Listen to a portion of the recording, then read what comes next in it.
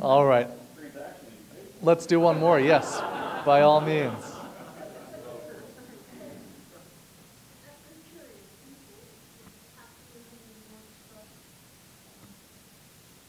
I think, so the question is, does capitalism reward trust? Is it a question for John or for the group? Oh, for Kent. Kent, yes, please.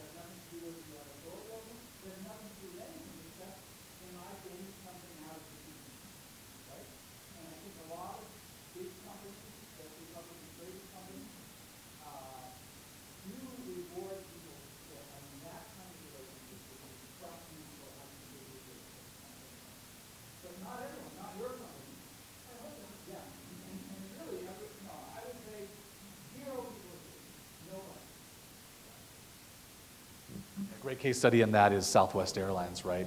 It's a values-driven company, and all of this stuff that we've been talking about is part of that. And you hear these stories about them, but it obviously takes a long time to build the kind of trusted relationship that actually pays off in loyalty and things like that. We are ready for the panel, so I'm going to hand it over to Nick Staggy, who will introduce the rest of the group on the panel. Thanks, Kevin. Oh, here.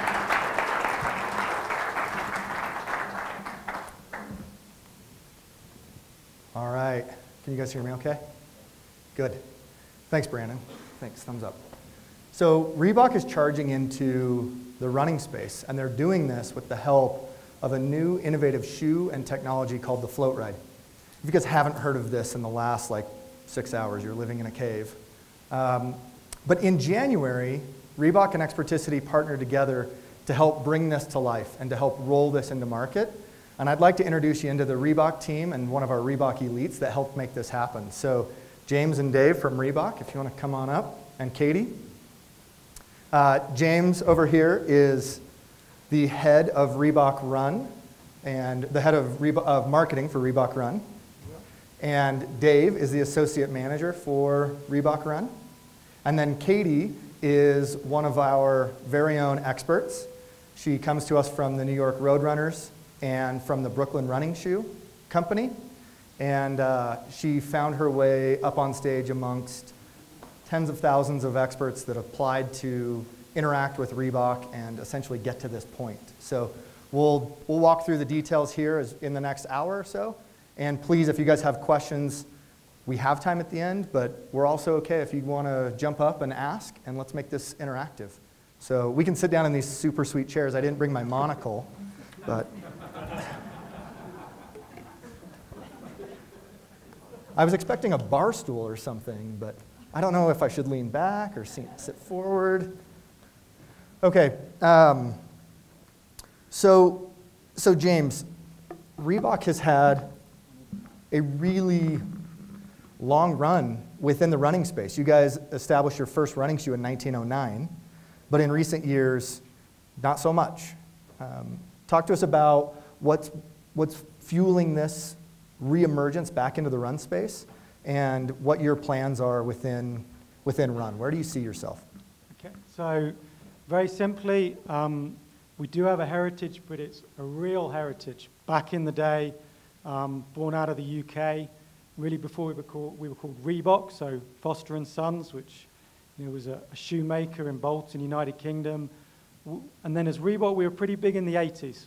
People were winning Boston, London, Chicago in the mid-80s in Reebok shoes, but then we left that. We did crazy innovation in the 90s. We did Pump. And then we reinvigorated ourselves as a fitness brand.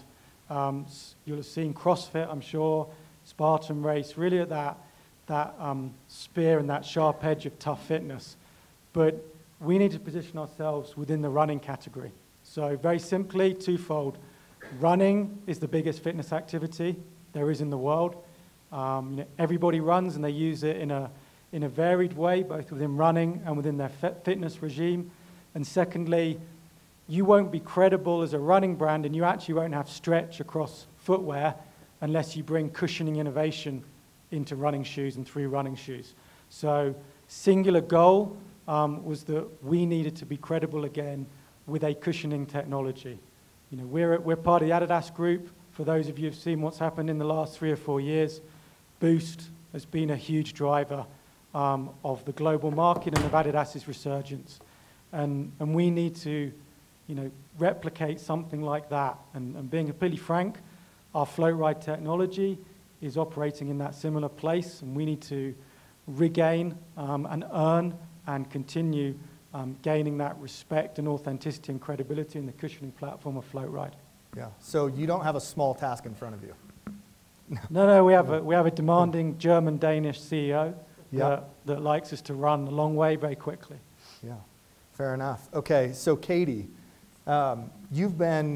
Katie's story, by the way, if I can just hype her up for a minute, is really pretty incredible. So she grew up with a dad who was an Olympic mile runner. Correct. And ran sub 4-minute miles. But she didn't really get into running until she was in the Middle East, where she learned that running connected her with the language and the people. And now she works in a running specialty store and for the New York Roadrunners. So your perspective is really unique and I think really credible. So just sharing that background on Katie, I think, helps put into context some of the answers that you'll be sharing, right? But before you interacted with Reebok on Experticity in January, what was your perception of Reebok as a running shoe and a running company together? Right, so not at all. Like he said, I work with the Brooklyn Running Company. I do some events for them on weekends. It's one of my first times holding this lovely mic. And so I am a self-defined shoe geek, and I know every shoe on that wall, what it does. I could tell you everything about it and bore you to absolute tears, unless you are also a shoe geek and love running. Reebok was not on these walls, not at our store, not on any running specialty shop that I knew of. But I knew I had seen Reebok before in the running spectrum. So when I was asked to be a part of this, I called up my dad and I said, was Reebok a running brand? He ran for New Balance. He's like, yeah, they were huge. I remember a team out in DC, a team in Boston, and when those guys showed up, they kicked our butts. They had some of the best runners back in the late 80s that competed for Reebok. That being said, he also touched on Adidas, and I am incredibly familiar with what the Boost material has done. If you had talked about Adidas 6 years ago in that running specialty aspect, people would have laughed at you. I'm not running in an Adidas shoe. It's ridiculous. Now it's the shoe that crosses the finish line of most of the world records for the marathon. So I'm very familiar with how quickly the brands could change perception. So it was new to me. I was super intrigued. Getting a new piece of product to try out, a brand wanting to enter into that spectrum of running, I said, yeah, bring it on. I love to get it on my foot.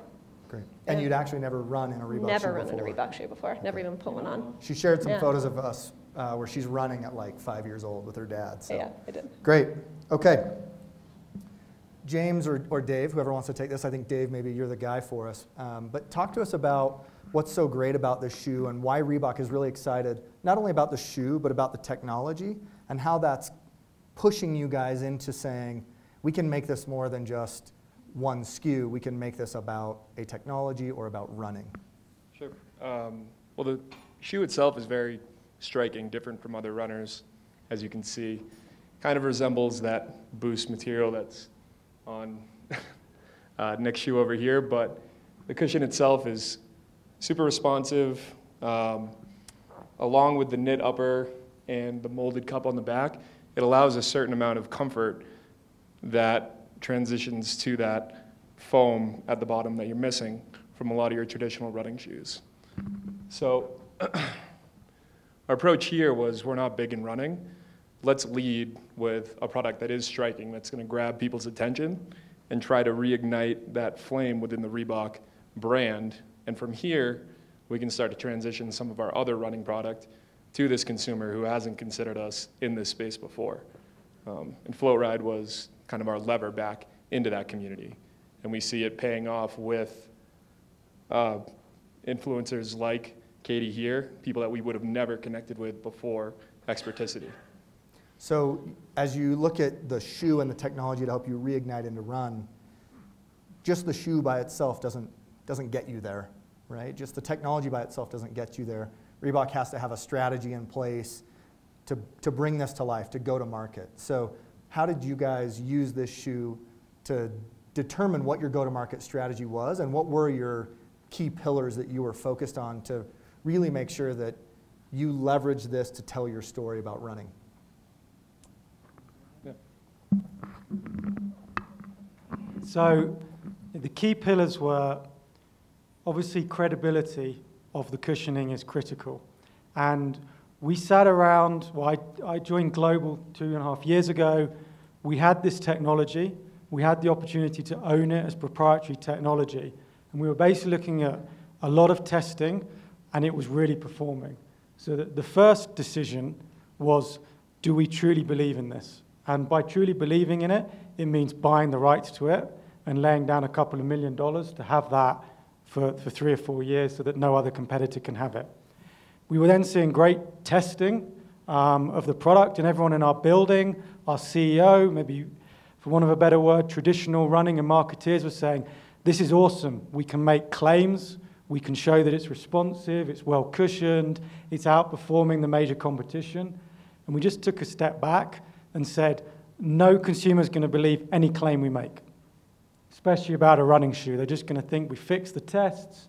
We have a bad heritage with Easy Tone, where we got in trouble, and just in general, clear insight. So that drove, okay, we need third-party advocacy, and we need other people saying that this experience is great.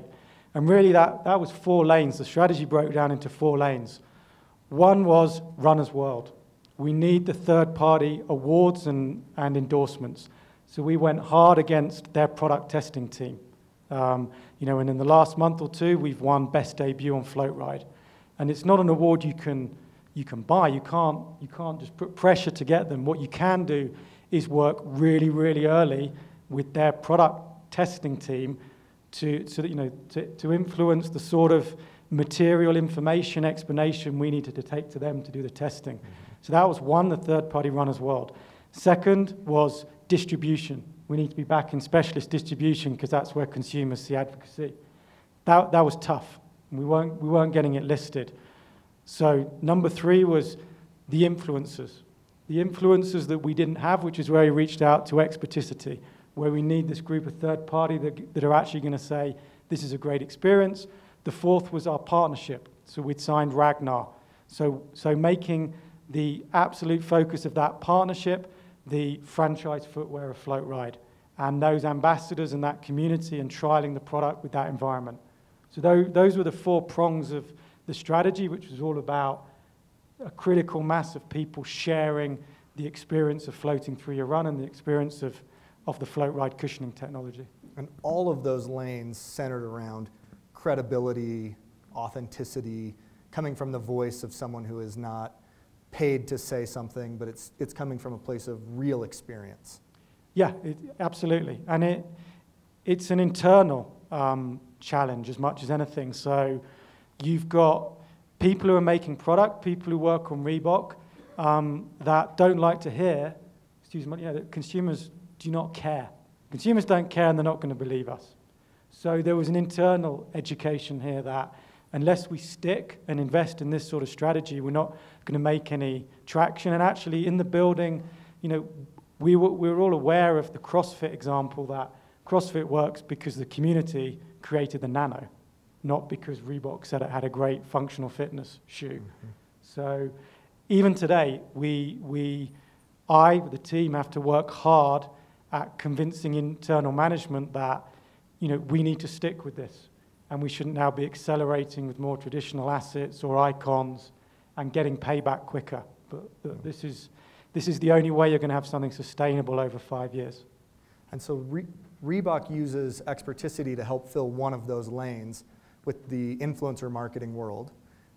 Can you talk to us about the 3-phase program that we entered together, starting with this core group of running experts, and how we kind of whittled it down to get to your go-to-market strategy, to get to a place where you felt like you were able to credibly sell the shoe, and then even maybe a place where you could meet people like Katie? Yeah, so I think Katie can tell you more, how it works. For us, it wasn't just buying the list from you guys. That was the key thing. It was, we didn't have expertise on how you reach out to the people that really influence within that list and how you speak to them and work with them and educate them and curate those stories. So that was a level of expertise. We have a strong classic style business. We know how to seed product. We know how to get stuff out there. But to be frank, it's not very strategic. It's a judgment of who's cool in Los Angeles, London, Stockholm, Seoul, Tokyo. It's very lifestyle-led. And really, we needed that expertise. And it's on the slide behind of, okay, how do you actually identify the right people, empower them with the right information, get them believing in the product, and then explode the message? Yeah. So we surveyed and we pulled in a large group of running experts, and then we surveyed 3,500 or so to really pull in more behavioral type information. Things like, how often are you running? What kind of shoe do you run in? To help us find those people that really fit what you were looking for, right? So Katie, from your standpoint, being on the other end of this as an expert, mm-hmm. what was your take on going through some content, seeing maybe a sneak peek about what was to come, and then being asked, tell us more about yourself, and what were your expectations after going through that survey, that application, call it what you will? Right, and we touched on it earlier about how experts, I guess I'll call myself, you really are honored and excited to receive a new product. When you're that passionate about the activity that you do and you get something new and innovative, it's great to have that show up.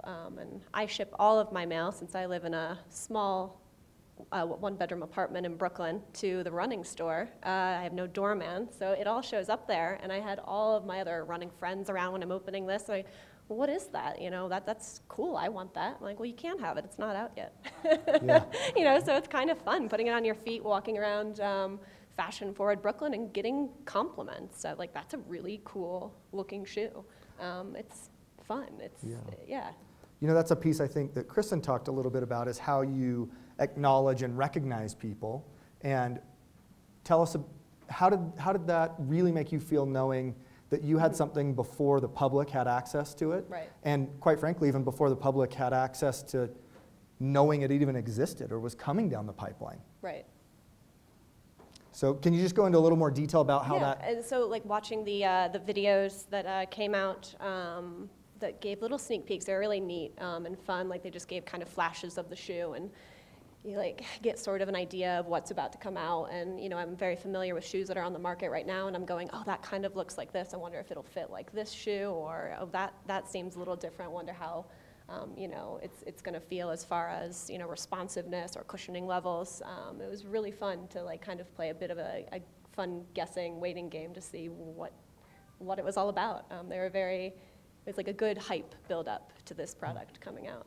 So there was hype, Yeah. and then once you had the shoe and you had access to it, we dug deeper. Right. And we were able to share really complex stories around the technology and how that was created. So what was some of your favorite content that Reebok shared to you via the Experticity network? So there were some like missions that you had to do. So I, for one, like any millennial, love a bit of Instagram, Facebook posting. So your goals were to go out, wear the shoe, show us you running in it. And no one has to ask me more than once to go take a picture of myself running. It's a little hobby of mine, if you browse my Instagram. So it was just that. It was go make some fun content, tell us what you think about the shoe. So it was me bouncing around in this shoe, and I took another one at my store that I work at, which was really fun. That was really enjoyable, easy. And then another month went by, and I got some new gear from them too. A T-shirt and a pair of pants showed up, and I was like, oh, I didn't expect that. And then another couple of missions came along with that. Go take pictures doing these and write a little blurb about this experience. Incredibly fun. And then seeing the rest of the Experticity community doing the same thing and seeing what their take was or their creative spin on it. Really cool. So to execute that against 1,100 people, James or Dave, is very different than executing an influencer marketing program with one influencer who has a few million followers, right? Can you talk to us about the different challenges that you face in, say, working with an influencer that maybe is a rap star or versus someone like Katie, and how you would manage the masses with more of an expert base? Yeah, well, traditionally, when you have a performance product or a lifestyle or style product, you want to put it on someone who can get it in front of the most amount of people possible. But with a shoe like this, what we're looking for is credibility within that running space that we haven't traditionally had. So the only way to really get that is from a grassroots level. And a company as big as Reebok, it's hard to kind of get people to start thinking about it in a different way, where they're looking at the numbers, they're looking at sales. But what we were really trying to do was build a community that would advocate for us out in the field. So get to those specialty runners and kind of reposition ourselves as a running brand and not just a CrossFit brand or someone who used to be in the NFL or on the playing field. So the easiest, I mean, not the easiest way to do that, but to leverage a partnership like Experticity, who as a company can target those people very specifically, it allowed us to change the messaging at that level rather than buying a big campaign and paying someone millions of dollars to hopefully reach some of their Instagram followers. Instead, we put the power in people's hands like Katie to take it upon themselves and in turn have a much more organic message than one that we could put out on our own channels. Yeah. So through the Experticity network, you were able to seed 1,100 people with the float ride 6+ weeks before it launched, right? What were you guys able to generate from that product seeding exercise? So yeah, the conversation in the building was, what are we getting out of this in the short term? And the way that we really positioned the Experticity partnership was, we'll get these people to come out and speak on their own for Reebok, which is, something that's one of the most challenging things to do. But one of the challenges that we had Katie and the other influencers do was go on to our Bizarre Voice page and write a review that would then in turn directly connect to the product page once it went live. So you'll see if you go online and you check out the Float Ride page, there are reviews from March up until present day, and all of those reviews from March were coming from Experticity influencers. So by the time the product launched on April 1st, we had over 600 reviews across our men's and women's model. Go look at our Nano page, our #1 selling shoe, performance shoe, and it doesn't even sniff that amount of feedback. So immediately once you're interacting with this page, you see that this validation is there from people who aren't getting paid, and it's not in their interest, but just to go on and review it for themselves to pass on that message. Yeah. Great. So Katie, now that you know a lot about the shoe, you've been running in the shoe, Right. who's asking you about it and what are you telling them? Right. So another interesting thing I'm involved with is a group. We call ourselves the Run Collective in New York, and we're a group of running geeks, people who run fast, people who run slow, people who coach, but there's only two requirements. You love running and you want to be a positive influence in the community. So we have the founding member of November Project, if anyone's familiar with them. He comes to our monthly meetings. We've got Strava members that come and tell us about what we're doing, and what we do is we sit down and talk about what's going on in our lives, in our running lives, and how we're positively impacting our communities. And so what I have been talking about these past couple meetings is, oh, by the way, Reebok has reached out to me about running. So that message is getting out there. And they go, what do you think about the shoe? This is what I think about it, honest feedback. It fits like this. We can get into the really techie kind of parts about it. You know, the responsiveness is this, the arch support is that. So it's getting sent out there. When these things get into people like my hands, we talk about it. And we share it with people that are sponsored by all sorts of other brands. They have no incentive other than to sit down and, you know, kind of go, oh, that's interesting. I had no idea Reebok was doing that. How is that impacting what you're doing with your running? Well, I'm using the shoe in this way now. It kind of fits into my training cycle. And somebody can go, oh, I need a shoe like that. So it's interesting. It's really fun to have brands reach out to you like that and talk about them. Great. Okay, James, so you guys launched the shoe. It's been a couple of months, right? How's it gone? What sort of feedback are you getting about your position in the run game? What's happening with shoe sales, which I know is a secondary piece to the bigger goal of you being in the run game. But tell us what you've experienced, what you've seen. So, genuinely, no bullshit. We're achieving what we wanted to. As I said, we weren't able to sell in to specialist retail in the US or the key cities in Europe. And therefore, we have got great sales on our website. You know, following Nano and Classic Leather, which are much bigger programs, to be fourth or fifth with this technology is truly a great job. But the real work starts now, because what a consumer-facing initiative like this has really enabled us to do is reawaken specialist retail. So we're now going to those 30, 40 doors and opening them up. And that's really going to be where 2018 is when you start to see much more scale and traction. And again, you know, the combination of Experticity and winning the Runner's World Best Debut has really opened the eyes of some pretty old school, set in their ways, opinionated specialist trade.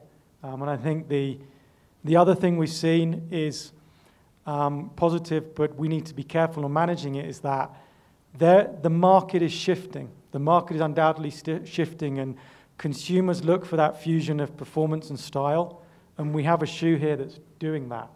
And Adidas and Ultra Boost and Nike have driven that, and a lot of the vertical brands are struggling a little because they can't find that niche. And we now need to be very careful on its very early stages, but managing it correctly and sticking to the strategy of credibility and authenticity, because we could put the shoe in Top Door, Foot Locker, or Finish Line, or fashion retail in Europe. And that's not the right play early enough. So this, again, is an internal job where sports brands, us included, have got a horrendous track record of being guilty of seeing a tiny, tiny chink of success and then completely flooding the market too quickly and fucking the whole thing up. So that's a big thing internally we've got to stop. British.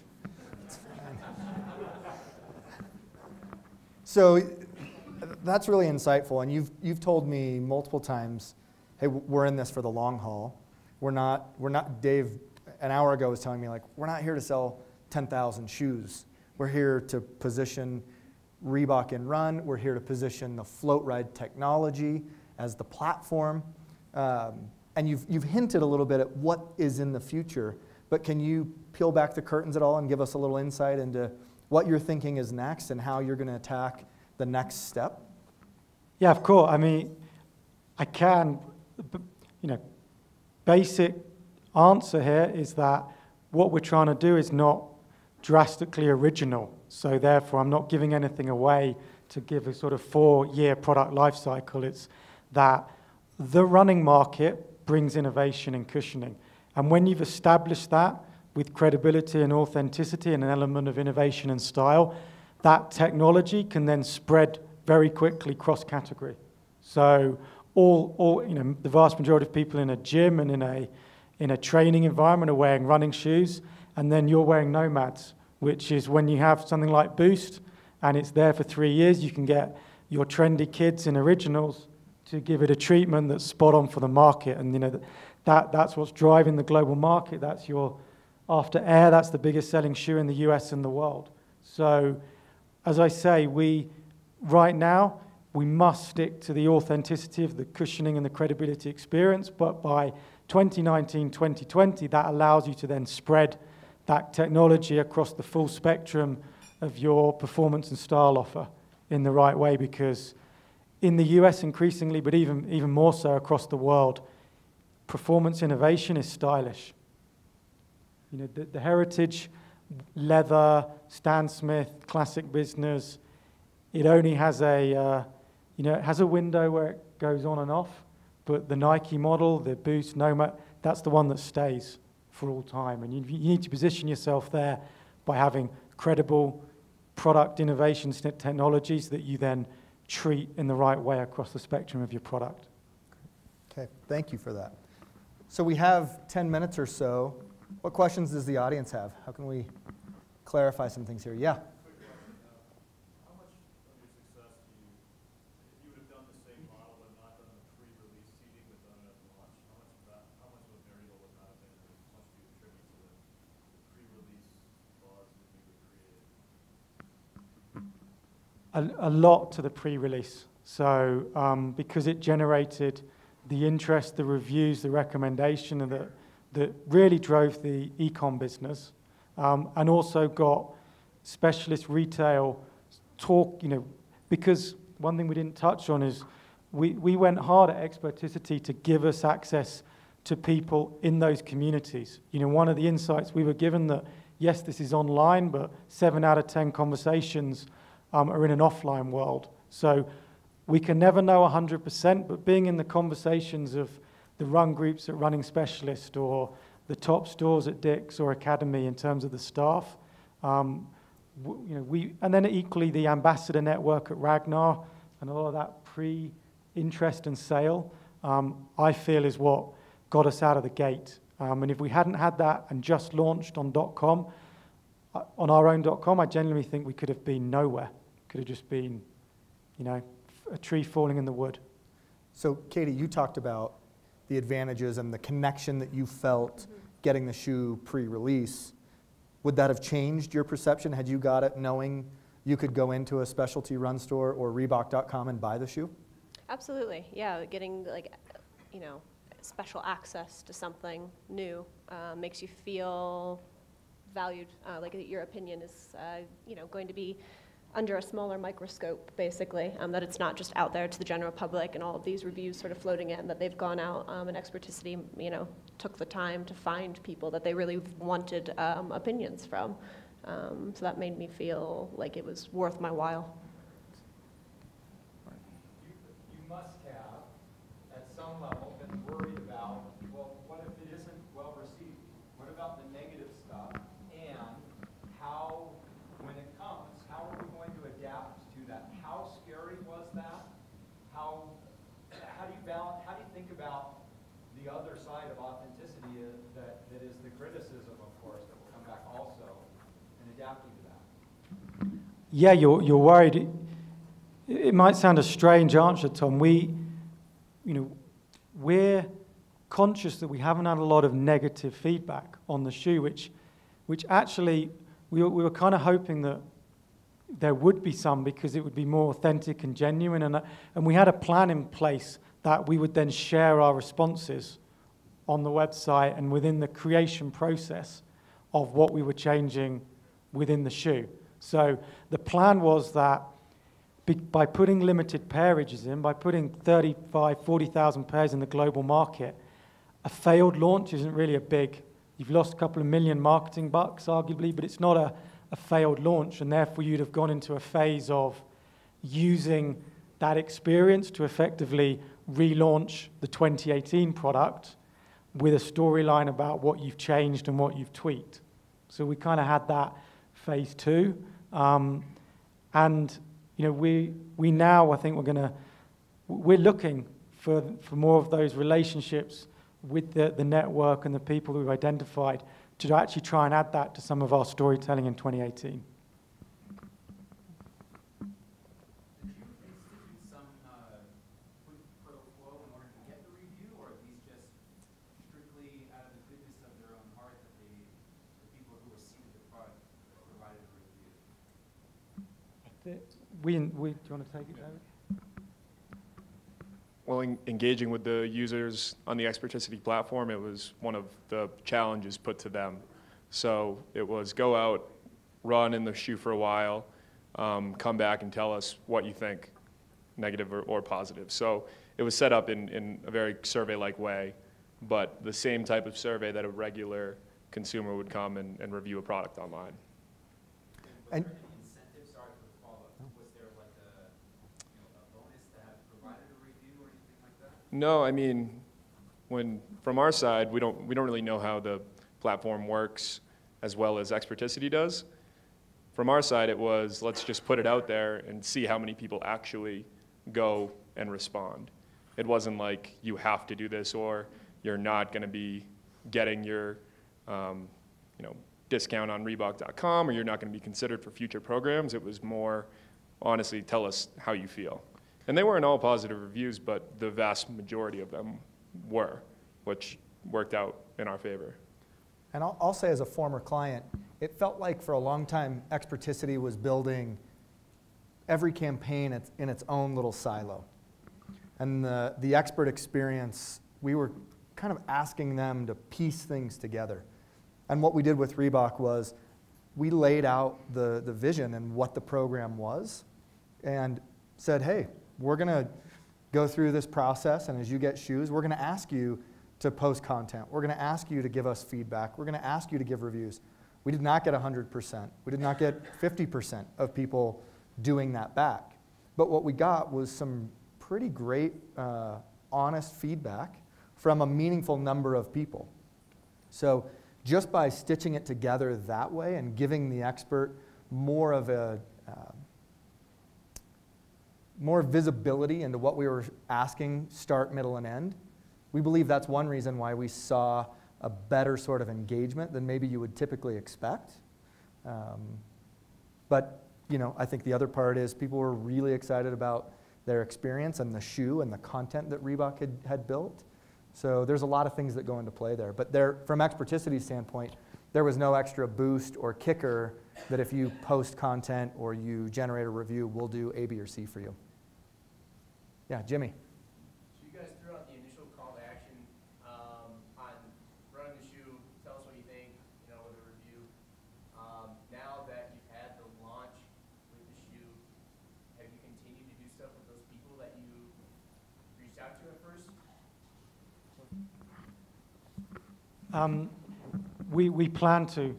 So the follow-up is, I said traditionally you'd have your big PR launch when you launch a product and be more of a brand-led and us on stage saying, how great this innovation is.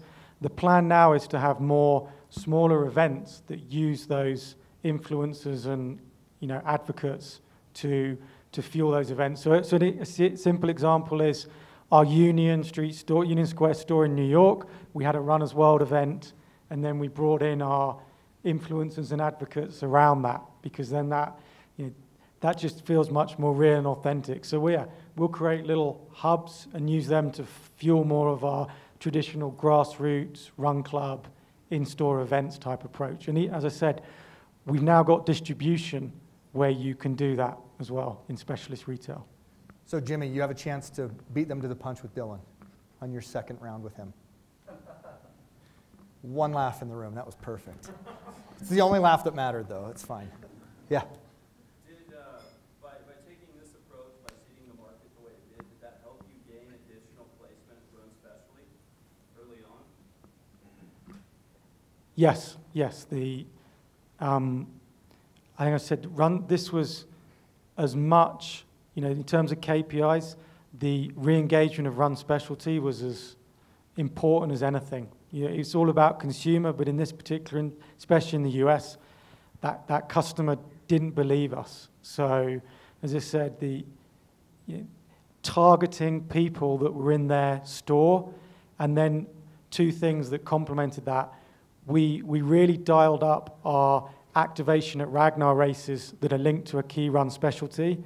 And second, the biggest worry for me was winning something with Runner's World, because that contextualized a lot of those reviews. I think if we just had 500 reviews on the website and you had no credible third-party review from a specialist or Runner's World, it could look a bit, a little bit fake, like you'd basically just bought these reviews. So that all coming together is what's won over specialist. So we've got time for another couple of questions here before we start wrapping up. So I don't remember your name, but I know you're from Bass Pro Shop, and then we'll get to you back here. Okay. So I recently read an article, I think there was a video to go along with it that was very impressive about your employee, basically training facility, your gym, and that Reebok is the fittest company in your industry. So I was curious if you guys have used employees as advocates and how you've done that. David, do you want? Well, there's certain incentives that come along with working at Reebok. I always say if you see someone wearing 3 articles of Reebok, they probably work at Reebok. So the advocacy on our end, it wouldn't be just with a product like this. This product coming out, they'll go out and buy it and they'll run in it. But the employee benefit is really the brand as a whole. Like you said, kind of having that work-life balance between, working for a cool product company and doing the things that any company would do, but being able to go and achieve your fitness goals at the same time. It's like a really unique opportunity that Reebok is, it's practice what you preach. Good, Beck. Hi, my name's Kim. I have a two-part question. My first is, what parameters did you give Experticity to help you select these influencers? And then how did you further drill down to find the key, or your key group? So we had a couple of checkpoints along the way. We started with a vast pool. I think it was around 100,000 people that we targeted on the Experticity platform. We invited them to engage, tell us, what kind of runner they were, how many times a week, how serious they were about it.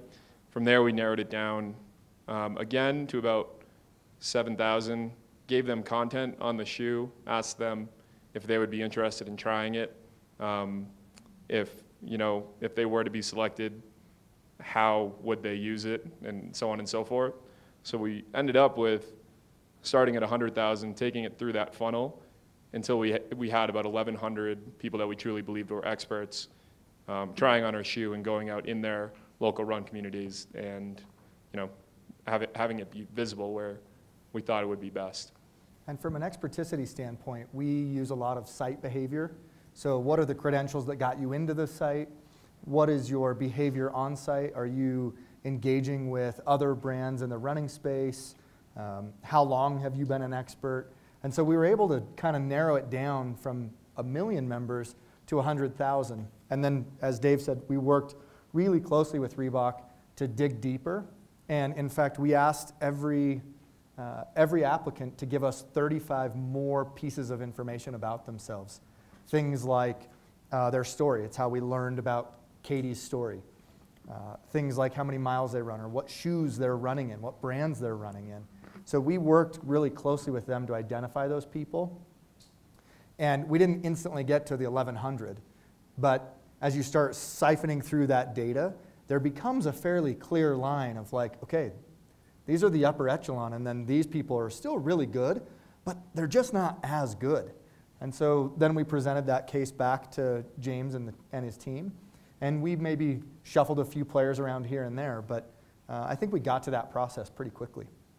And you had a second part to that question? Yeah, well, tying on to that, was it important that they had a positive view of Reebok? Were they, was that something like they were already using Reebok? Did that matter? Or were you kind of looking for people that use other brands? No, I mean, we know the reality of the running world outside of Reebok as it stands today, and we don't expect people to see our brand and associate it with vertical running. So to kind of put that in the forefront, we asked consumers, what types of brands are you running in, with no consequence to whether or not we would consider them for the program. If that had been a criteria, the sample size would have been a lot smaller. But that's Katie wouldn't be sitting here. Yeah, that's a challenge in front of us, one that James and I and our team kind of grab by the horns and want to see that turnaround under initiatives like the one with Experticity. So challenges accepted. Okay, great questions. And if you guys have any more, James and Dave and Katie will be around for the next day and a half. Thank you guys so much for participating and taking some heat from the panel. All right, and we'll pass it back to Kevin.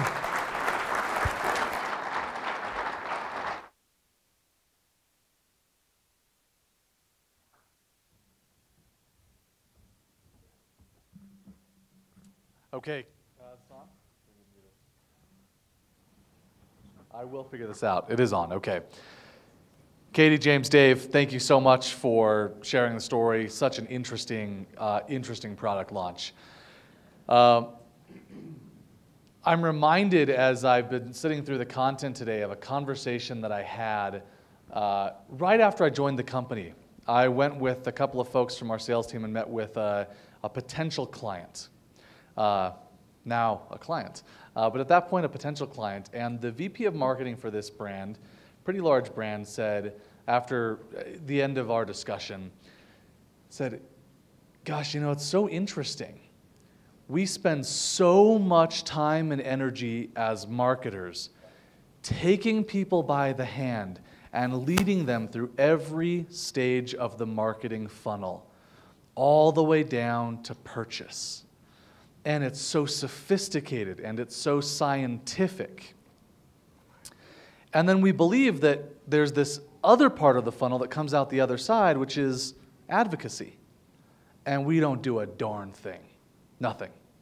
There's no technology, there's no systems, there's no solutions, there's no robust networks and products and ways to manage that. We just kind of, on a hope and a prayer, hope that they're going to advocate for us. And that, I think, is at the heart of what Experticity is building. We are building marketer solutions that enable you to take people who have the trust of consumers and build advocacy programs that include all the tenets we've talked about today: market research, product education, product seeding, content, reviews. But we're just beginning on that journey. I completely echo what Tom said. It really feels like we're just getting started. There's so much that's possible when you have a network of trusted experts. And so I'm going to hand it over to Greg Cox, who is our Chief Product and Technology Officer, and he's going to introduce how we think about building product at Experticity, and another piece of today's agenda that we'll tackle later this on. Just for a little bit of context on Greg. Greg joined us as part of the acquisition of ReadyPulse about a year ago. So Greg was integral to that company, and he has quickly become integral to the broader Experticity family. Before joining ReadyPulse and Experticity, Greg was at Microsoft on the technical side, on the product side, in mobile and in Windows. Greg has an MBA from INSEAD. For those of you who know the business landscape, very, very strong school, and he's a very smart guy. He also has a PhD with a focus in machine learning. So he brings just a lot of really rigorous and fantastic real-world experience to the way we're building these solutions. So I hand it over to you, Greg.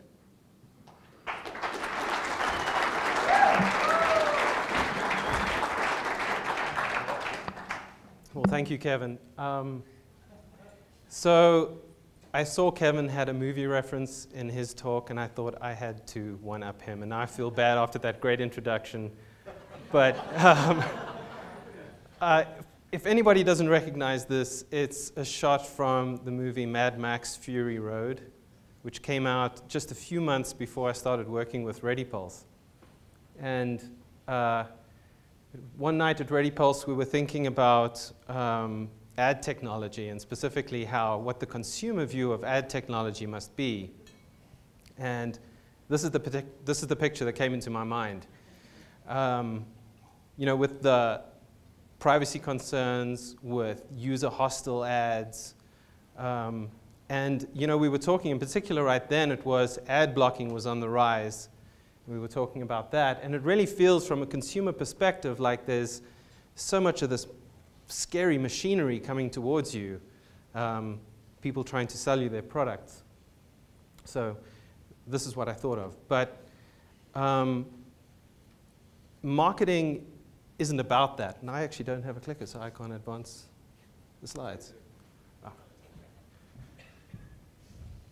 That's not at all what marketing is about, and I don't think it's about that for anybody in this room. It's really about people connecting other people to things that improve their lives. So if you look at marketing this way, it really assumes that you believe your product is something inherently good and that other people should have. Obviously, there are other kinds of products that people are just marketing for the sake of marketing, trying to make a buck. But if you truly believe that your product changes people's lives for the better, then this is what you are doing. It's a fundamentally human thing. And so completely separate from all that machinery that feels a bit like Mad Max. And what we believe at Experticity is that people with knowledge, experience, and passion are the best way to make those connections. And I think people in marketing and commerce have known this for a long time. And you used to find your experts at retail, predominantly at retail. For the most part, as a brand, you had to care about the point of purchase, where people were getting advice about what to buy and recommendations. But with the retail landscape changing, experts are everywhere. They could be a professional that you know, and you happen to be at a dinner party and you ask them a question, or could be online reading a blog or participating in a forum. There's so many different places you can find experts. And the challenge becomes, as a company, as a brand, how do you connect with them? And still, you do find them at retail. A lot of fantastic experts at retail, but many other places too. So this brings us to our mission at Experticity, which is to recognize, empower, and reward all of those people who are trusted for their advice and inspiration. But it's really not only about the expert. It's really about this. It's a network of passionate experts and compelling brands. So I have a little bit of audience participation in mind. I'll start with the New York Times. Who believes that the New York Times would be a worse experience if we removed all of the ads? Come on. Who believes it would be a better experience without the ads? By definition, that must mean everybody else. But you could also say this for many other things, right? You could say this for a social network like Facebook. Not many people would argue that having a brand participating in Facebook and putting up an ad is an improvement to the experience. And Experticity is becoming a social network. It's becoming people connecting to each other, experts connecting to each other, but also experts connecting to brands. And the difference with that network is that the brand is integral. Without the brands on Experticity, there is little value for the experts. The brands already bring an enormous amount of value. And obviously, the experts are of huge value to the brands. So it's this synergy, this virtuous cycle that is so powerful about the model that we are creating. So I'm going to talk a little bit just about the way we see the product in a very simplistic way. My main objective here today is to convince you to go to the product lab later this evening at 5 p.m. So you can see this all as an advertorial maybe. But just to the way we look at the product, the bedrock of Experticity are those two things at the top left. It's about taking things to the experts. So product education, helping experts to learn more about your products, and product seeding, which is giving experts a first-hand experience of your products. So those two things lead to better recommendations, more informed recommendations, which is really the power of Experticity. But recently, over the last 18 months or so, we've been adding an important second half to that value proposition, which is getting things from experts. And so with the merger of ReadyPulse into Experticity, we brought in technology and campaign types that allow us to reach into the expert network and to get their generated content, UGC, which is incredibly powerful, can be used deployed on product pages, which we can show improves the sell-through rates on those product pages. It can be used in marketing campaigns in general, telling the stories of experts, and then taking those stories and even generating high production value content inspired by those stories. So getting content from experts. And the other thing is, and this is something we've really only been doing for a relatively short period of time, something we started building out about 9 months ago, and we've started working with some brands with this product, but doing market research, getting insights from experts. We started out getting product feedback, but now also things like brand sentiment or what the perception of a brand is in a category. This is incredibly valuable information, as I'm sure you all know. And it's not only that, but it's information from quite a unique group of people who, as some of our brands have said, are actually a leading indicator of what consumers might think. So when you look at what experts are doing and what experts are thinking, and what they think of your products or the category in general, that might be an indication of what consumers are going to be thinking a little way down the road. So really now we think about the product in terms of those 4 big pillars: product education, product seeding, content and reviews. And you saw the power of reviews with the Reebok example, and then the 4th one being market research. And then the impact that that has on the consumer goes from the very powerful recommendations, which is all important, but also those reviews, also the expert-generated content. That is a touch point with the consumer. So that leads into this, which is just a simple way of how we view the product. At the center is those 4 pillars. I mean, those are the things that we are making happen, but there's a lot of other supporting stuff that we do to make that real. An extremely important one, probably the box is too small in this diagram, it's so important, is what that expert experience is. Because we're all about, what is the best experience for the expert? But also the marketer experience. We build analytics, we build tools that some marketers will use. It's important that we build the right ones and that we build them well. And then this box in the bottom, which probably doesn't get enough credit, there's an enormous amount of work that goes into supporting technologies. Like the machine learning that powers a recommendation engine that gets the right campaigns in front of an expert.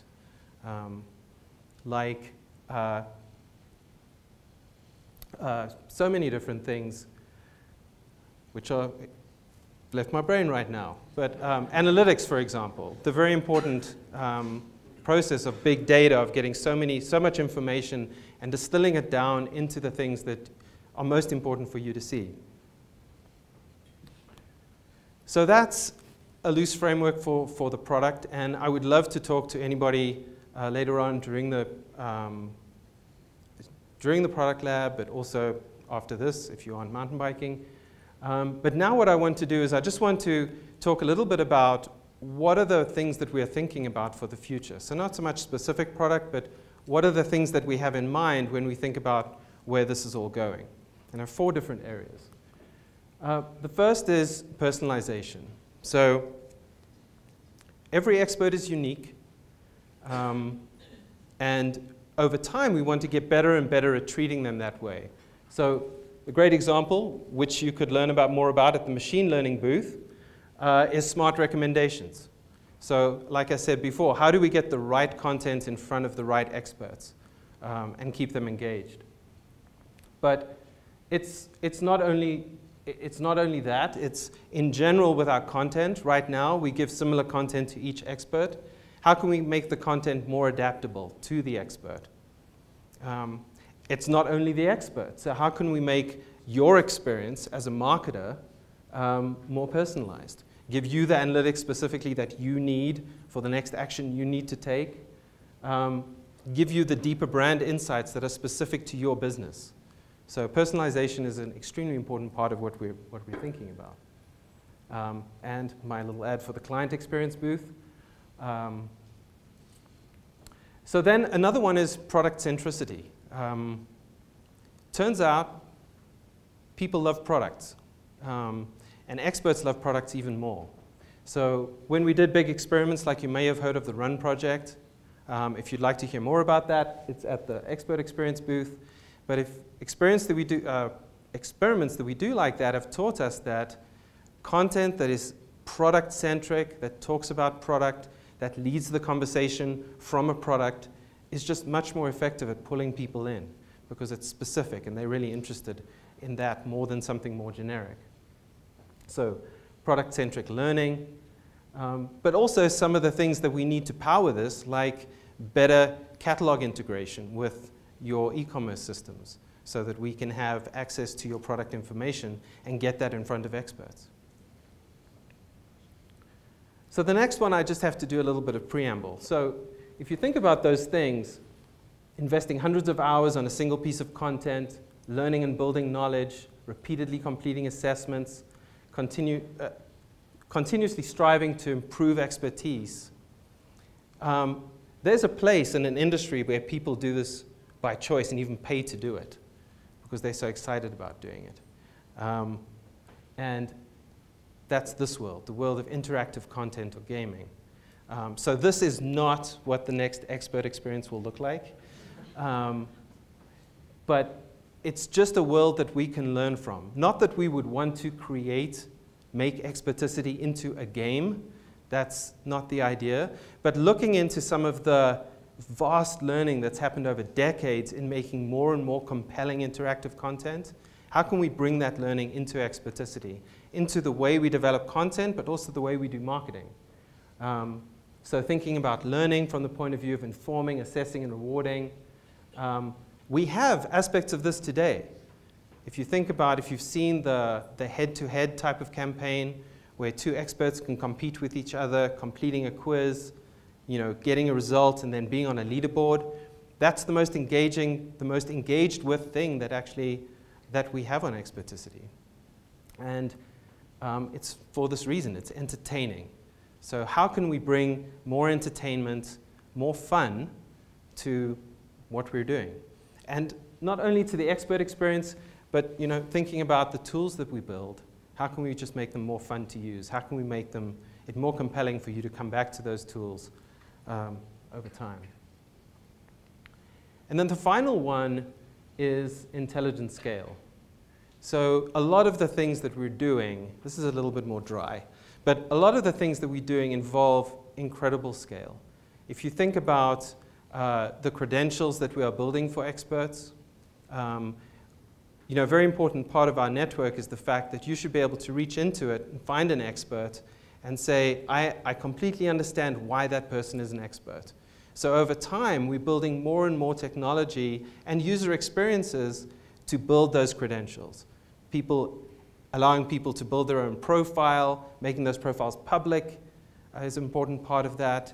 Connecting to people's, previously it's been about their work history or about the organizations they belong to. That's how we know they have some level of expertise.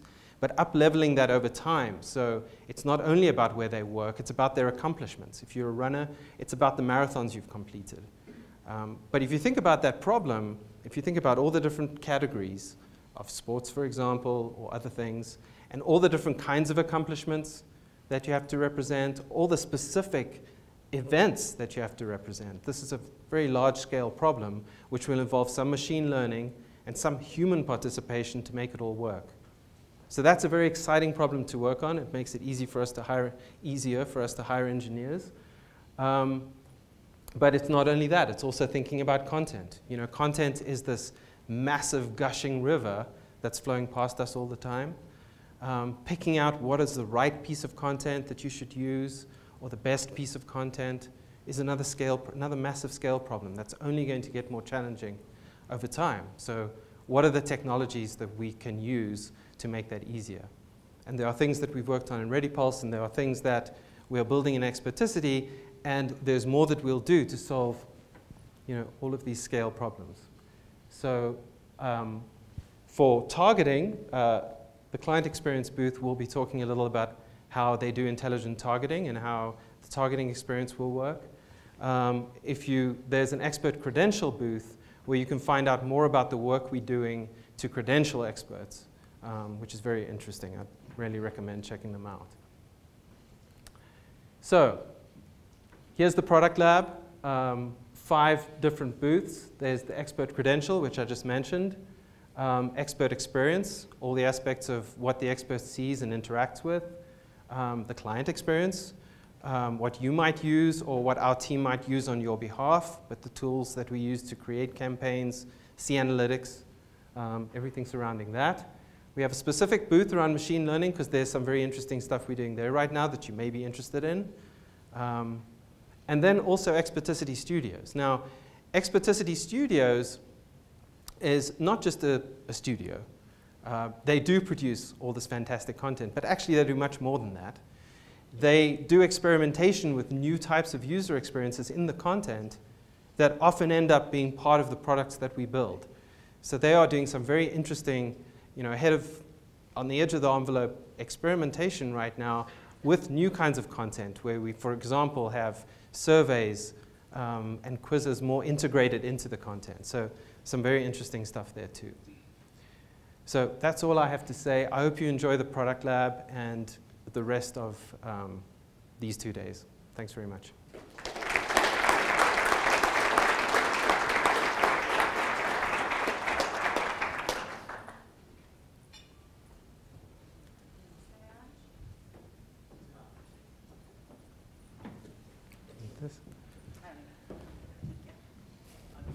On? Okay.